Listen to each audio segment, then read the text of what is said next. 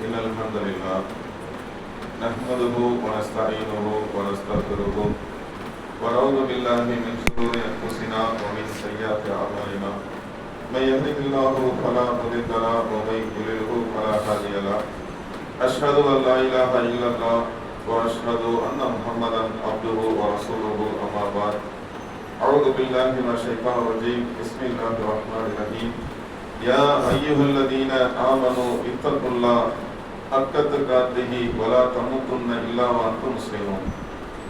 கண்ணியத்துக்குரிய எல்லாம் வல்ல அல்லாஹ்வின் நல்லடியார்களே, அல்லாஹ் ரப்பல் ஆலமீன் நம் மீது கடமையாக்கி இருக்கின்ற இந்த ஜும்மாவுடைய நாளில் அதை நிறைவேற்றுவதற்காக நாம் அனைவரும் இங்கு ஒன்று குழுமியிருக்கும் இந்த சந்தர்ப்பத்தில் பொறுப்பு என்கின்ற தலைப்பின் கீழே ஒரு சில செய்திகளை நாம் அறிந்து கொள்ள இருக்கின்றோம். இந்த தலைப்புக்கான காரணம் என்ன?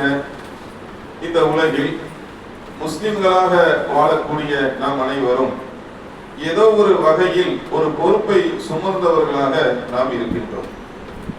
இந்த தகவலை, இந்த செய்தியை சரியான முறையில் நாம் புரிந்து நம்மளுடைய பொறுப்பை சரியான முறையில் நிறைவேற்றி அதன் மூலமாக நாளை மறுமையிலே வெற்றி பெற வேண்டும் என்கின்ற அந்த அடிப்படையில் தான் இந்த தகவல் சொல்லப்படுகிறது.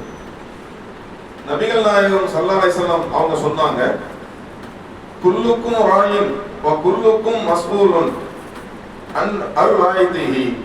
அல்லாஹ்வுடைய தூதர் அவர்கள் சொல்லும் பொழுது, நினைவில் கொள்ளுங்கள், நீங்கள் ஒவ்வொருவரும் பொறுப்பாளிகளே. அல்லாஹ்வுடைய தூதர் அந்த ஸ்டைலே பாத்தீங்கன்னா, ஆரம்பிக்கிற ஸ்டைல, ஏன்னா முக்கியமான செய்திகளை நம்ம சொல்லும் போது ரொம்ப கவனமா கேளுங்க, முக்கியமான செய்தி. ஏன்னா வளமையா நம்மளுடைய வழக்கம் எப்படி இருக்குன்னு பாத்தீங்கன்னா, இயல்பா என்ன ஒரு பக்கம் ஒரு செய்தியை பேசி கொண்டு இருந்தாலும் இன்னொரு பக்கம் நம்ம மொபைல பாக்குறது, இல்லைன்னா வேறு ஒரு சிந்தனையில மூழ்கி இருப்பது. சில நேரங்களில் ஜிம்மாக்களையும் இது பிரதிபலிக்கும்.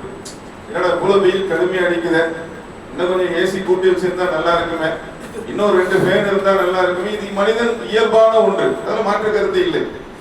இது மாதிரி சந்தர்ப்பங்கள்ல முக்கியமான செய்திகளை சொல்லும் போது கவனப்படுத்தி சொல்வது. அதுதான் நபிகள் நாயகம் சொல்றாங்க, நீங்கள் நினைவு கொள்ளுங்கள். சொல்ல ஆரம்பிக்கும் போது என்ன சொல்றாங்க? நீங்கள் நினைவு கொள்ளுங்கள், நீங்கள் ஒவ்வொருவரும் பொறுப்பாளிகளே. முஸ்லிம்களாக இருக்கக்கூடிய நாம் அனைவரும் ஏதோ ஒரு விதத்தில் ஒரு பொறுப்பை சுமந்து கொண்டு இருக்கிறோம் என்பதை அல்லாஹ்வுடைய தூதர் சொல்றாங்க. இதைதான் நம்ம கவனிக்கணும். சொல்வது வேறு யாரும் இல்லை, இல்லங்க எனக்கெல்லாம் பொறுப்பு இல்லை, அவர் சொன்னா நாங்க கேட்டுருவோமா என்று சொல்வதற்கு மற்ற நபர்கள் சொல்லவில்லை. இறை தூதர் நபிகள் நாயகம் ஸல்லல்லாஹு அலைஹி வஸல்லம் அவங்க சொல்றாங்க, ஒவ்வொருவரும் பொறுப்பாளிகளை கவனப்படுத்திக் கொள்ளுங்கள், கவனமாக செவியுங்கள் என்றெல்லாம் இதற்கு அர்த்தம். சொல்லிட்டு அதோடு முடிக்கல, உங்கள் ஒவ்வொருடைய தமது பொறுப்பை குறித்து மறுமையில் விசாரிக்கப்படுவீர்கள். இதான் ரொம்ப முக்கியம். முதல்ல என்ன பொறுப்பு அதை நம்ம விளங்கணும். அதோடு மாத்திரம் இல்லாமல் இந்த பொறுப்பு குறித்து அல்லாஹ் நாளை மறுமையிலே கேள்வி எழுப்புவான், விசாரிப்பான். இதை நம்ம ஆழமா என்ன செய்யணும்? நம்ம பொதுவா நம்மளுடைய மனநிலை என்னன்னு பாத்தீங்கன்னா, பொதுவா தொழுகவில்லை என்றால் அதை குறித்து அல்லாஹ் விசாரிப்பான், நாம் நோன்பு நோக்கவில்லை என்றால் அது குறித்து அல்லாஹ் விசாரிப்பான். இப்படி நம்ம சில விஷயங்களை அறிந்து வைத்திருக்கிறோம். ஆமா, அதெல்லாம் அல்லாஹ் விசாரிக்கத்தான் செய்வான். அதையெல்லாம் நம்ம சரியா தான் செய்யணும், மாற்று கருத்து இல்லை. ஆனால் இங்கே இறை தூதர் நபிகள் நாயகம் ஸல்லல்லாஹு அலைஹி வஸல்லம் என்ன சொல்றாங்கன்னா, நீங்க ஒவ்வொருத்தரும் பொறுப்பாளியா இருக்கிறீங்க, இந்த பொறுப்பை குறித்து மறுமையில் விசாரிக்கப்படுவீர்கள். நாம் ஏற்றிருக்கிற, நமக்கு அல்லாஹ் வழங்கியிருக்கிற அந்த பொறுப்பை சரிவர நாம் செய்யாவிட்டால் இது குறித்தும் அல்லாஹ் என்ன செய்வானாம்? நாளை மறுமையில விசாரிப்பான். அப்ப இதுல நம்ம மிக கவனமாக இந்த செய்தியை நாம் கவனப்படுத்திக் கொள்வதற்கு மறுமை சம்பந்தமாக, விசாரணை சம்பந்தமாக ஒரு சில தகவல்களை நாம் முதல்ல நம்மளுடைய நினைவில நிலைநிறுத்திக் கொள்ள வேண்டும். அல்லாஹ் பேசுகிறான்.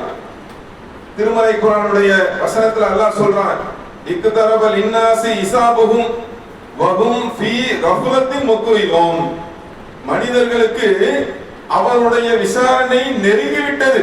ஒவ்வொரு நாளும் வேகமா ஓடுது. நம்ம பேசும்போது டயலாக்கா சொல்லுவோம், நானும் என்னங்க இவ்வளவு வேகமா ஓடுது. ஆனா அதுல இருந்து புரிய வேண்டிய கருத்தை நாம் என்ன செய்யணும்? நாம் புரிய வேண்டும்.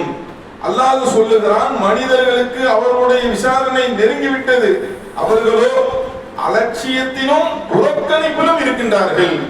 புறக்கணிப்பு நம்மள்கிட்ட இல்லை, ஆனா அலட்சியம் இருக்குதான்னு பாத்தீங்கன்னா நம்ம நல்லா ஆழமா யோசிச்சு பார்த்தா, நம்மை குறித்து யோசித்து பார்த்தால் அலட்சியம் அவ்வப்போது நம்மிடம் வந்து போகிறது. அலட்சியம் இருக்கத்தான் செய்யும். அப்ப அல்லாஹ் கவனப்படுத்துகிறான், இப்படி இருக்கக்கூடாது, நீங்க கவனமா இருங்க, விசாரணை நெருங்கி கொண்டிருக்கிறது, கவனமா இருங்க. அது குறித்து இன்னொரு வசனத்துல அல்லாஹ் சொல்றான், இறை நம்பிக்கையாளர்கள் எப்படி இருக்க வேண்டும், அவர்கள் தமது இறைவனுக்கு அஞ்சுவார்கள், கடுமையான அந்த விசாரணைக்கும் அஞ்சுவார்கள். அல்லாஹ் அஞ்சுறோம்ல, இது போன்று விசாரணை நாளில் அப்பதான் நம்மளுடைய செயல்கள் சரியாகும். நம்மளுடைய ஒவ்வொரு செயல்பாடும் சரியாக வேண்டும் என்று சொன்னால் ஒவ்வொரு நேரமும் ஒவ்வொரு கணமும் இது குறித்து அல்லாஹ் என்னிடம் கேள்வி எழுப்பினார், என் நிலைமை என்ன, அங்க யார் நமக்கு சப்போர்ட்டுக்கு வருவாங்க, உதவியாளர் யார், இங்க இருக்கிற மாதிரி யார், உடனே கிளை தலைவருக்கு அடிப்போங்க, இல்ல ஜமாத்துல தெரிஞ்சவங்க இருக்கிறாங்க நண்பர்களுக்கு அடிப்போங்க, இல்ல மாவட்டத்துக்கு அடிப்போங்க, உறவினர்களுக்கு குடும்பத்தாருக்கு போன் பண்ணுவாங்க. அங்க என்ன ஒண்ணும் என்ன செய்யாது, பலிக்காது, யாரும் யாருக்கும் உதவி செய்ய முடியாது. அப்படிப்பட்ட நாள்ல அல்லாஹ் நான் செய்யக்கூடிய இந்த செயலை குறித்து அல்லாஹ் விசாரித்தால் என் நிலைமை எப்படி இருக்கும் என்று நாம அந்த விசாரணையை குறித்தும் என்ன செய்ய வேண்டுமா, அஞ்ச வேண்டும் என்று அல்லாஹ் இந்த விசாரணை இந்த வசனத்துல சொல்லுகிறான். நபிகள் நாயகம் ஸல்லல்லாஹு அலைஹி வஸல்லம் அவங்க சொல்றாங்க, ஒருவர் மறுமையில அல்லாஹ்வை சந்திக்கக்கூடிய அந்த நாள்ல நிலைமை எப்படி இருக்குமா, அவருக்கும் அல்லாஹ்வுக்கும் இடையே மொழிபெயர்ப்பாளர் இருக்க மாட்டார். நேரடியாக நம்ம சந்திப்போமா, ஒவ்வொரு அடியாம் நேரடியாக அல்லாஹ்வை சந்தித்து அந்த விசாரணையில யாரும் டிரான்ஸ்லேட் பண்ணுவாங்கல்ல, இல்ல இல்ல இவர் இப்படி சொல்றாரு, இல்ல இதுக்கு இதுதான் அர்த்தம், இது தேவையில்லைன்ற அல்லாஹ்வுடைய தூதர் நமக்கு சொல்லி தராங்க. இப்படி இல்லை, அங்க நேரடியாக என்ன செய்வாங்க, அந்த நேரத்திலே நேரடியாக அல்லாஹ்வை சந்திப்பார்கள், மொழிபெயர்ப்பாளர் இல்லாத நிலையில் சந்திப்பார்கள். அப்ப அல்லாஹ் கேட்பானா, நிறைய அந்த விசாரணையில கேள்விகளிலும் நம்ம பதில் சொல்லணும், இதுல நம்ம கவனமா இருக்கணும், அது ஒண்ணு.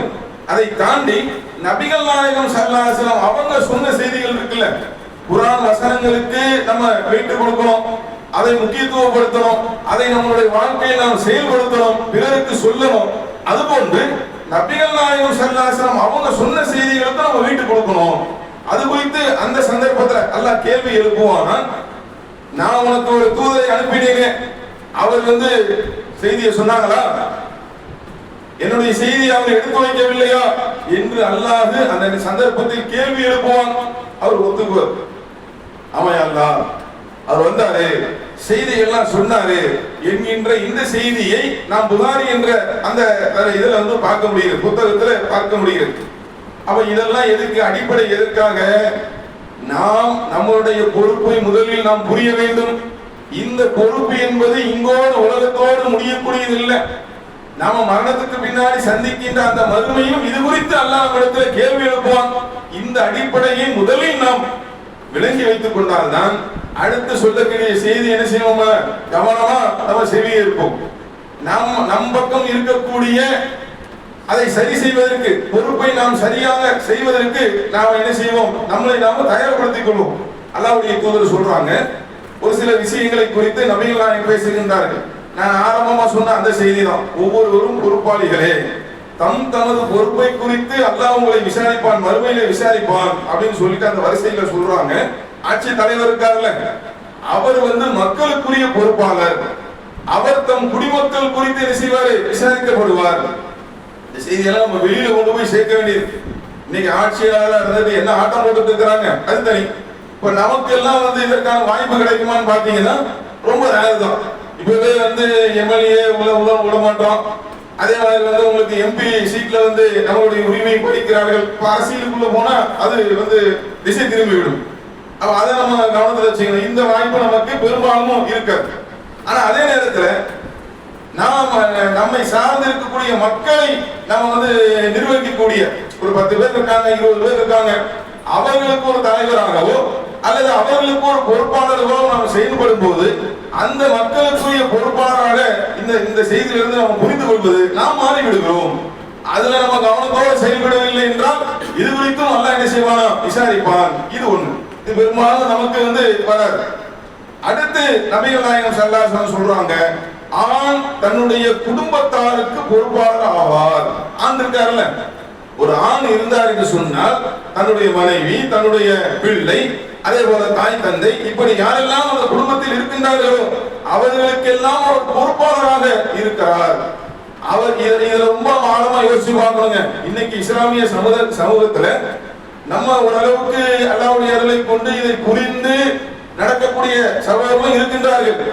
ஆனா இன்னும் ஒரு வேதனையான வருத்தமான விஷயம் என்னன்னு பாத்தீங்கன்னா, ஒரு குடும்பத்திற்கு ஒரு பொறுப்பாளியாக மாறின பிறகு கூட பொறுப்பற்றவர்களாக நம்முடைய சமுதாயத்தில் நிறைய பேர் நம்மளால பார்க்க முடியும். பல்வேறு குடும்பங்கள்ல இதனால என்ன செய்யுதுன்னா பிரச்சனை ஏற்படுது. தன்னுடைய பொறுப்பை உணராம அவர் என்ன செய்யற ரொம்ப அலட்சியமாவும் அசால்ட்டாவும் இருக்கிறதுனால அந்த குடும்பமே வேறு வழிக்கு செல்லக்கூடிய நிலையெல்லாம் என்று நாம பார்த்து கொண்டிருக்கிறோம். அப்ப நாம என்ன விளங்கணும்னா, நாம ஒரு ஆண் என்பவர் குடும்பத்துடைய பொறுப்பாளராக இருக்கின்றார். இது குறித்து அல்லாஹ் விசாரிப்பான் அப்படின்றத நபிகள் நாயகம் சொல்றாங்க. இங்க அதாங்க பாயிண்ட். நாம நம்ம இஷ்டத்துக்கு இருக்க முடியாது. நான் நினைச்சா வேலைக்கு போவேன், நான் நினைச்சா லீவ் போடுவேன், நான் நினைச்சா வீட்டுக்கு பொருளாதாரம் கொடுப்பேன், நான் நினைச்சா என்ன செய்வேன், எங்கேயாவது அந்த பொருளாதாரத்தை பயன்படுத்தி டூருக்கு போற, உதாரணத்துக்கு வீட்டுக்கு தராம டூருக்கு போறது தப்பு இல்லை. இப்படி நாம் நம்மை சார்ந்தவர்களை, நம்முடைய குடும்பத்தாரை சரியாக நாம் கவனிக்கின்றோமா என்பதை என்ன செய்யணும், நம்ம கவனப்படுத்தி கொள்ள வேண்டும். அதே போல இன்னொரு செய்தியும் திருமறை குர்ஆன்ல நம்ம பார்க்கின்றோம். அல்லாஹ் குர்ஆன்ல சொல்றான், பெண்களை நிர்வகிக்கக்கூடியவர்களாக ஆண்கள் இருக்கின்றார்கள். என்ன காரணம்? அதுக்கு அல்லாஹ் சொல்றான், சிலரை கொண்டு சிலரை அல்லாஹ் சிறப்பித்திருக்கிறான். மிக குறிப்பாக ஆண்கள் தங்களுடைய பொருளாதாரத்தை செய்யறாங்க, செலவிடுகின்றார்கள். இதனால தான் சிறப்புன்னு அல்லாஹ் சொல்றான். ஆண்கள் அதாவது நீங்க மார்க்கத்துல பாத்தீங்கன்னா எல்லாமே எப்படி இருக்கும்னா ஒரு சரிசமமா இருக்கும். ஆண்களுக்கு பெண்களுக்கு எல்லாமே என்ன இருக்கும், ஒரு சரிசமமா இருக்கும். ஆனா குறிப்பிட்டு இந்த விஷயத்துல அல்லாஹ் சொல்றான், ஆண்கள் பெண்களை நிர்வகிக்கக்கூடியவர்களாக இருப்பார்கள். அதுக்கு என்ன காரணம் தெரியுமா? தன்னுடைய பொருளாதாரத்தை அவர்கள் செலவிடுகிறார்கள். ஆனா இன்னைக்கு கூட நீங்க பாத்தீங்க அப்படின்னா இதை சரியாக புரியாம நிறைய ஆண்கள் தங்களுடைய பொருளாதார தேடலை, சரியான வேலையை அது மாதிரி கவனிக்காம என்ன செய்யறாங்க. சில இடங்கள்ல இது ரொம்ப வேதனையான விஷயமாக இருக்கிறது. வேலைக்கு போகாம அது தெரியும், அதற்குரிய மார்க்கத்துடைய செக்யூரிட்டி எல்லாம் இருந்தா சகோதரிகள் அதை பார்த்துக்கணும். ஆனா இந்த ஒரு காரணம் என்ன செய்யுதுன்னா அவர்களை தள்ளுகிறது, நிர்பந்தப்படுத்துகிறது. நான் என்ன செய்யறது, எனக்குன்னு வாட்ஸ்அப் இப்படி இருக்கிறாரு, என் குடும்பத்துல உள்ளவர் இப்படி இருக்கிறாரு, எங்க குடும்ப தலைவர் இப்படி இருக்காரு, நான் வேலைக்கு போனா தான் என் பிள்ளைய பார்க்க முடியும், வயசானவங்க 2 பேர் இருக்காங்க அவங்கள பார்க்க முடியும் என்று சொல்லக்கூடிய நிலையை நாம் பார்க்கிறோம். அப்ப நாம என்ன செய்யணும் அப்படின்னா, அந்த சகோதரர்களை இதுல நம்ம கவனமாக, நாம் தான் நம்முடைய குடும்பத்தாருக்கு பொறுப்பாளியாக இருக்கின்றோம். இது குறித்து அல்லாஹ் கேட்பான். நம்ம விரும்பினமா இருக்க முடியாது. நாம் இதை சரியான முறையில் செயல்படுத்தக்கூடியவர்களாக நாம இருக்கணும். அதே மாதிரி பெண்ணை குறித்து சொல்றாங்க நபிகள் நாயகம் ஸல்லல்லாஹு அலைஹி வஸல்லம், பெண் தன்னுடைய கணவரின் வீட்டாருக்கும் அவருடைய குழந்தைக்கும் பொறுப்பாளியாக அவர்கள் இருக்கின்றார்கள். அப்ப இதையும் ரொம்ப கவனமா பெண்கள் சகோதரிகள் மிக கவனமாக இருக்கணும். நபிகள் நாயகம் பயன்படுத்துற அந்த வார்த்தையை பாருங்க, அல்லாஹ்வுடைய தூதர்கள் ரத்தின சுருக்கமாக பேசுவார்கள், ஆனா அதுல மிகுந்த பொருள் இருக்கும். நம்ம கேள்விப்பட்டிருக்கோம். இந்த இடத்துல அதான் சொல்றாங்க, பெண் தன்னுடைய கணவனின் வீட்டாருக்கு அப்படின்றாங்க. இப்ப தன்னுடைய குழந்தைய கூட என்ன செஞ்சிருவாங்க, பெண் பராமரிச்சிருவாங்க. ஒரு சில இடங்கள்ல நம்ம பார்க்கின்றோம், என்ன நடக்குது, கணவரின் குடும்பத்தார் இருக்காங்கல்ல, அவர்களுக்கு நாங்கள் பணிவிடை செய்ய வேண்டுமா என்று கேள்வி எழுப்பக்கூடிய அளவுக்கு நிலைமை இன்றைக்கு சென்று கொண்டு இருக்கிறது. அதுதான் நபிகள் நாயகம் சொல்றாங்க, கணவனுடைய வீட்டார் தான் யாரு, அவருடைய பெற்றோர்கள், அவரை சார்ந்தவர்கள், அவங்க தானே கணவனுடைய வீட்டில் இருக்கிறவங்க, அவங்க தானே. அப்ப அவர்களுக்கு செய்ய வேண்டும் என்பதைத்தான் நபிகள் நாயகம் ஸல்லல்லாஹு அலைஹி வஸல்லம் என்ன செய்யறாங்க, இந்த செய்திகள்ல குறிப்பிடுறாங்க. நம்ம சாட்டா பாக்குறதா இருந்தா நபிகள் நாயகம் ஸல்லல்லாஹு அலைஹி வஸல்லம் அவங்க காலத்துல அவங்களுடைய மகளார் ஃபாத்திமா ரலியல்லாஹு அன்ஹா அல்லாஹ்வுடைய தூதரை பார்க்க வராங்க. என்ன காரணம் தெரியுமா? அவங்க வீட்டுல இந்த மாவு அரைக்கின்ற திருகு இருக்குல்ல, இன்னைக்கு பெரும்பாலும் இளைய சமுதாயத்துக்கு அது தெரிய வாய்ப்பு இல்லை. ஏன்னா நம்ம தான் மிக்சி, கிரைண்டரு, இன்னும் அட்வான்ஸான விஷயங்களை பழகிட்டோம். நம்ம அந்த காலத்துல உள்ளது கையினாலே என்ன செய்யணும், சுத்தி அரைக்கக்கூடிய ஒரு மாவு அரவை மிஷின் அது. அந்த மாதிரி ஒண்ண பயன்படுத்துவதன் காரணத்தினால அவங்களுக்கு ஏற்பட்ட வேதனை குறித்து நபிகள் நாயகம் ஸல்லல்லாஹு அலைஹி வஸல்லம் சொல்லி ஒரு அடிமையை பெற்றுக்கொள்ள வேண்டும் அப்படின்னு வராங்க. நபிகள் நாயகம் ஸல்லல்லாஹு அந்த நேரத்தில் இல்லை. அவர் செய்தி கிடைச்சோன்னா அவங்க வீட்டை தேடி வராங்க. வந்து சொல்றாங்க, நீங்கள் கோரிக்கை வைத்ததை விட நான் உங்களுக்கு சொல்லித்தரேன், அதுவும் சிறந்தது. சுப்ஹானல்லாஹ் நீங்கள் சொல்லுங்கள் 33 தடவை, அல்ஹம்துலில்லாஹ் சொல்லுங்கள் நீங்கள் 33 தடவை, அல்லாஹ் அக்பர் சொல்லுங்கள் நீங்கள் 34 தடவை. எப்ப படுக்கைக்கு செல்லும் போது நீங்கள் ஓதிவிட்டு படுங்கள். இப்ப இந்த இடத்துல என்ன சொல்லணும்னா, ஏன் உங்களை சிரமம், அதுதான் பாயிண்ட். ஏன் உங்களை சிரமப்படுறீங்க, ஏன் கஷ்டப்படுறீங்க, நீங்க இதெல்லாம் செய்ய வேண்டியது இல்லையா அப்படி சொல்லல. இல்லை, மாற்று யோசனையை தான் நபிகள் நாயகம் ஸல்லல்லாஹு அலைஹி வஸல்லம் சொல்லி தருகிறார். அதே மாதிரி ஜாபிர் பின் அப்துல்லா அவங்க ஒரு சந்தர்ப்பத்தில் போருக்கு போயிட்டு வரும்போது அல்லாஹ்வுடைய தூதர் அவர்களுக்கும் அந்த தோழருக்கும் ஒரு உரையாடல் நடக்கின்றது. அப்ப அல்லாஹ்வுடைய தூதர் கேட்கிறாங்க, என்ன உங்களுக்கு திருமணம் ஆயிடுச்சா? ஆமா ஆயிடுச்சு. என்ன நீங்க கன்னி பெண்ணை திருமணம் பண்ணீங்களா இல்ல விதவை பெண்ணை நீங்க திருமணம் பண்ணீங்களா? இல்ல விதவை பெண்ணை தான் திருமணம் பண்ண அப்படின்னு சொல்லும்போது சுருக்கமாக சொல்கின்றேன். அவர் சொல்றாரு, அதற்கான காரணம் என்னவென்றால், எனக்கு 9 சகோதரிகள் உண்டு, அவர்களை பராமரித்து நல்ல விதமாக கவனித்துக் கொள்வதற்கு நான் என்ன செஞ்சேன், விதவை பெண்ணை திருமணம் செய்தேன் அப்படின்னு சொல்லும்போது நபிகள் நாயகம் ஸல்லல்லாஹு அலைஹி வஸல்லம் சொன்னாங்க, நீங்க செஞ்சது சரிதான்.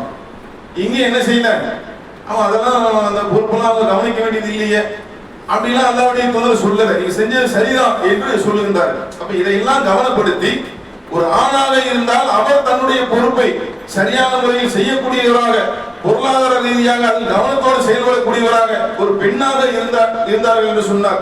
அவர்கள் தங்களுடைய குடும்பத்தாரை கவனிக்கக்கூடிய, கணவனுடைய வீட்டாரை கவனிக்கக்கூடிய அந்த இந்த விஷயங்களை கவனமா என்ன செய்யணும், இருக்க வேண்டும். இதுல மிக குறிப்பாக இப்படி அந்த பட்டியல் நீளுதுங்க. அப்ப இதுல நாம என்ன செய்யணும், நம்மளுடைய பொறுப்பை உணரக்கூடியவர்களாக நம்ம இருக்கணும். இதை தாண்டி நம்ம அனைவருக்குமாக, ஆண்கள் பெண்கள் எல்லாருக்கும் சேர்த்து, இறை நம்பிக்கையாளர் அனைவருக்கும் சேர்த்து ஒரு பொறுப்பை அல்லாஹ்வுடைய தூதர் தந்திருக்கிறார்கள். அது என்ன? அதுதான் பல்லிஹு அன்னி வலவு ஆயா, என்னிடம் இருந்து ஒரு செய்தியை நீங்கள் கேட்டால் அதை பிறருக்கு எடுத்து சொல்லுங்கள், எத்தி வையுங்கள். நல்ல ஆழமா யோசிக்கணும். அன்பார்ந்த சகோதரர்களே, அன்பார்ந்த சகோதரிகளே, நாம் இந்த பொறுப்பை சுமந்திருக்கிறோம். அல்லாஹ்வுடைய தூதர் அவர்கள் நமக்கு தந்திருக்கிறார்கள். இந்த பொறுப்பை நாம் சரியாக செய்யாவிட்டால் கூட இது குறித்தும் மறுமையில் விசாரணை இருக்கிறது, அந்த எண்ணத்துல நம்ம கேட்கணும்.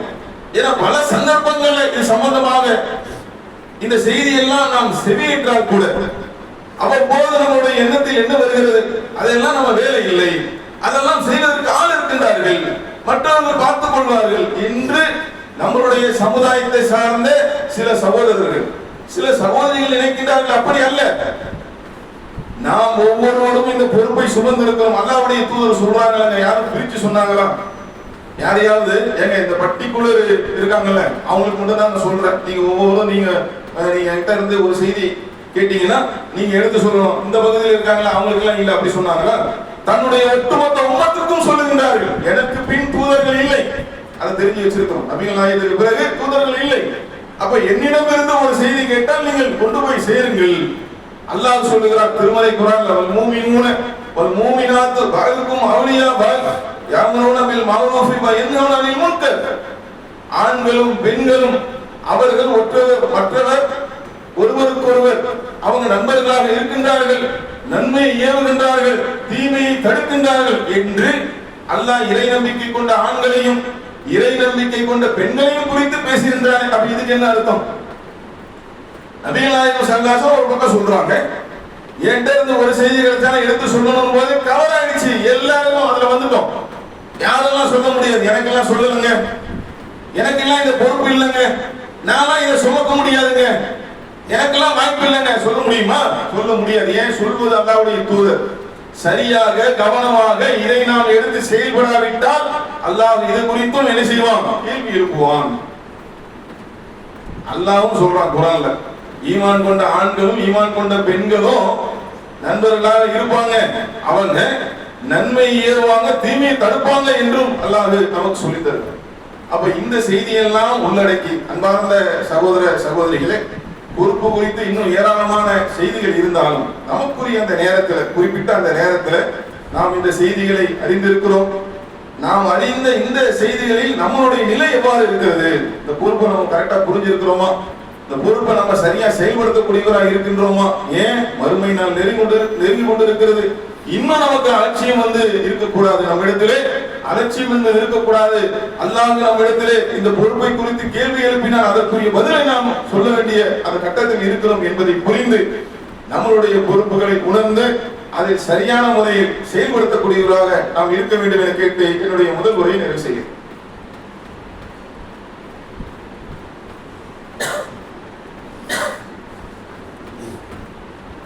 அல்ஹம்துலில்லாஹ்.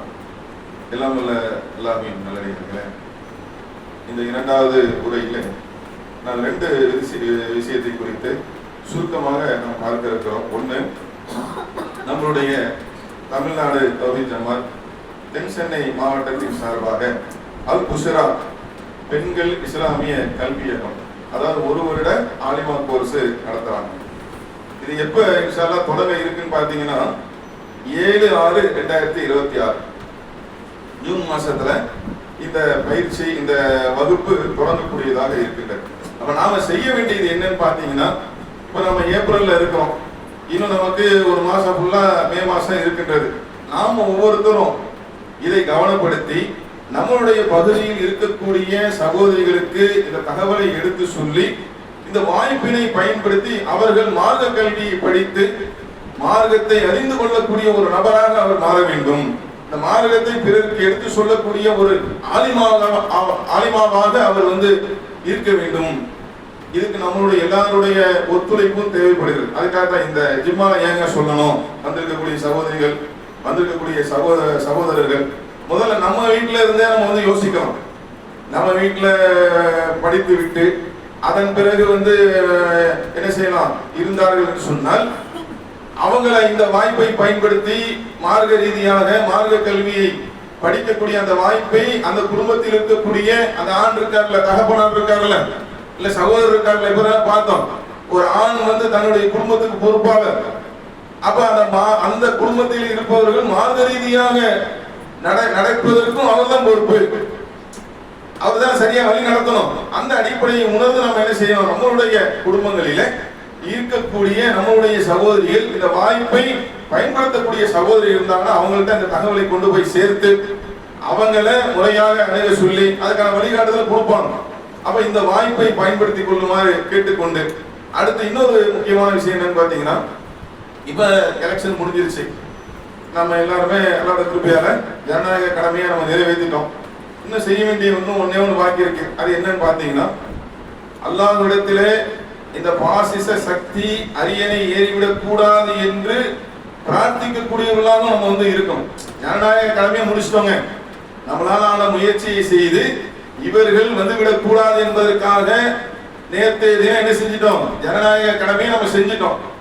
ஆனா அதோடு மாத்திரம் இல்லாமல் வல்ல அல்லாஹ்விடம், ஏன்னா அல்லாஹ் நாடினால் தான் என்ன செய்ய முடியும், அல்லாஹ் தான் தான் நாடியவருக்கு ஆட்சியை வழங்குகின்றார். திருமறை குர்ஆன் பேசுகிறது, தான் நாடியவரிடமிருந்து ஆட்சியை பறிக்கின்றார். அந்த அடிப்படையில் நாம் அனைவரும் அந்த வசனத்தின் மீது நம்பிக்கை வைத்தவர்களாக மூமின்களாக நம்ம இருக்கின்றோம். அந்த அடிப்படையில் வல்ல அல்லாஹ்விடம் என்ன செய்யணும், இறைவா நாங்கள் செய்யக்கூடிய எங்களுடைய முயற்சிகளை நாங்கள் முடித்து விட்டோம்.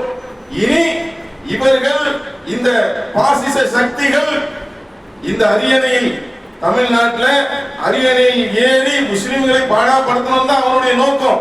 இப்படி ஒரு நிகழ்வு நடந்துவிடக்கூடாது யாரெல்லாம் என்று நாம் பிரார்த்திக்கக்கூடியவர்களாக இருக்க வேண்டும் என சொல்லி என்னுடைய இந்த உரையை நிறைவு செய்கிறேன். அஸ்ஸலாமு அலைக்கும் வரஹ்மத்துல்லாஹி வபரகாத்துஹு.